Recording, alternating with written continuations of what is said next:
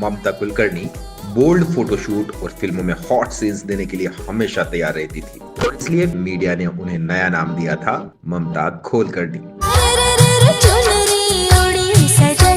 अरे रे रे रे दिखने लगा बदन। 1990 के दशक में अपने ग्लैमरस लुक, बोल्ड अंदाज और लगातार हिट देने के कारण ममता कुलकर्णी युवा दिलों की धड़कन बन गई थी। कोई जाए तो ले आए, मेरी लाख दुआएं पाए, मैं तो पिया की गली में तो। ममता इतनी बोल्ड और बिंदास थी कि उनके एक फोटोशूट के कारण पूरे देश के युवा दीवाने हो गए थे। उनकी टॉपलेस फोटो देखने के लिए लड़कों ने 20 रुपए की मैगजीन ब्लैक में 300 रुपए में खरीदी थी।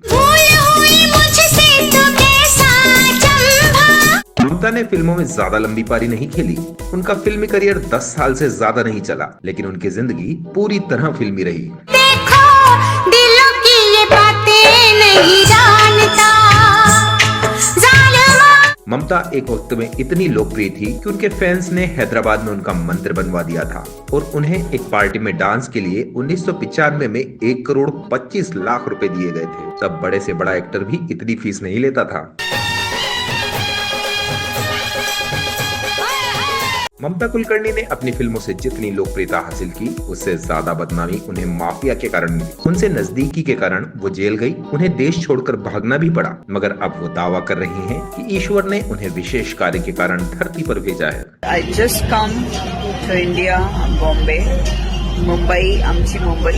एक सामान्य परिवार से आई ममता कुलकर्णी किस तरह बॉलीवुड में टॉप पर पहुंच गई। मेरे बारे में भी एक इत्तेफाक हुआ कि मैं इंडस्ट्री में आई। मतलब मैंने कभी सोचा नहीं कि मैं फिल्मों में आऊंगी या कुछ। और फिर कैसे माफिया डॉन की गर्लफ्रेंड बन गई। अचानक उन्हें देश छोड़कर क्यों भागना पड़ा और अब करीब 25 साल बाद वो किस मकसद से इंडिया वापस आई है। मैं इस एपिसोड में इन तमाम सवालों का जवाब देने वाला हूँ। बस आपसे यही रिक्वेस्ट है कि वीडियो आखिर तक पूरा देखिए।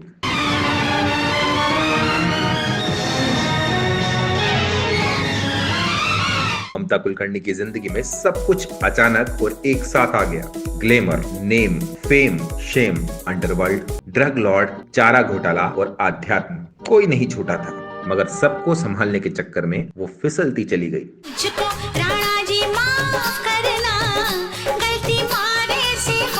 ममता कुलकर्णी का जन्म 20 अप्रैल 1972 को मुंबई के मिडिल क्लास परिवार में हुआ था और अपनी खूबसूरती और शानदार लुक्स के कारण वो स्कूल के टाइम से ही मॉडलिंग करने लगी थी। मेरे बारे में भी एक इत्तेफाक हुआ कि मैं इंडस्ट्री में आई। मतलब मैंने कभी सोचा नहीं कि मैं फिल्मों में आऊंगी। मॉडलिंग के बाद अगली बारी फिल्मों की थी। 1991 में उन्हें तमिल फिल्म नंबर गर्ल मिली, जिससे उनके फिल्मी करियर की शुरुआत हुई। उसी साल उन्हें बॉलीवुड से भी ऑफर आने लगे। उनकी पहली फिल्म थी मेरा दिल तेरे लिए।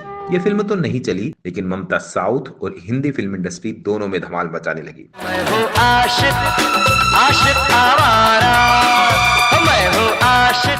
1993 में आई फिल्म आशिक आवारा ने ममता को स्टार बना दिया। इस फिल्म के लिए उन्हें film fair new face award से नवाजा गया। 1992 में ममता कुलकर्णी फिल्म प्रेम शिकारम में नजर आई, जिसने बॉक्स ऑफिस के सारे रिकॉर्ड तोड़ दिए।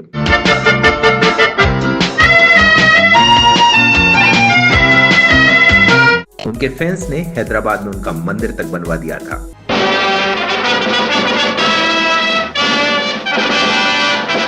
ममता को फिल्में और शोहरत तो खूब मिली, लेकिन उन्हें कभी नंबर 1 की दौड़ में शामिल नहीं किया गया, जबकि उन्होंने बॉलीवुड के हर बड़े सितारे के साथ काम किया था।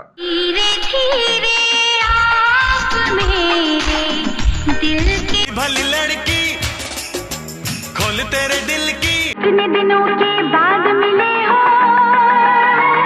कोई जाए तो ले आए, मेरी लाख दुआएं पाए, आएगी हर पल तुझे मेरी याद। 1997 में उनकी 7 फिल्में रिलीज हुई थी और सभी सुपर हिट साबित हुई थी। फिल्मी सफर आगे बढ़ने के साथ ही वो विवादों में आती गई। मैं मानती हूँ कि मेरे हाथ से ये गलती हो गई है, लेकिन I feel sometimes it is better.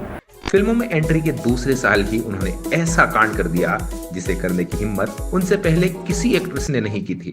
1993 में स्टारडस्ट मैगजीन के लिए ममता ने टॉपलेस फोटोशूट कराया था, जिसने उन्हें देश भर में मशहूर कर दिया। तब एक्ट्रेस के लिए क्लीवेज दिखाना भी बड़ी बात थी, लेकिन ममता इस फोटो में टॉपलेस हो गई थी। इस फोटो को जिसने देखा वो देखता ही रह गया।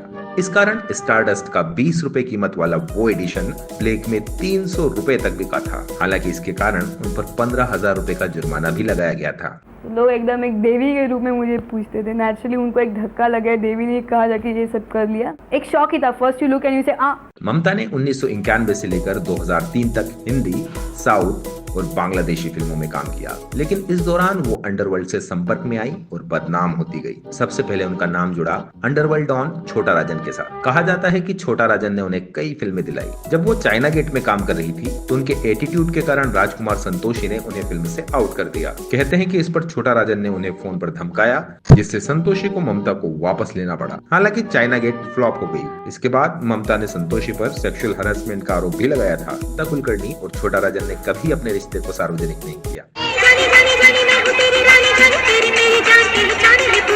1995 में ममता एक और विवाद में आई, जब उन पर बिहार के चीफ मिनिस्टर लालू प्रसाद यादव की पार्टी में डांस करने का आरोप लगा। कहते हैं कि ममता ने इस पार्टी में आने के लिए 1,25,00,000 रुपए लिए थे। पूरी रकम चारा घोटाले के आरोपियों ने दी थी। तब बड़े से बड़ा स्टार भी 1 करोड़ रुपए की फीस नहीं लेता था। हालांकि इस बात को ना कभी ममता ने माना और ना लालू प्रसाद यादव ने।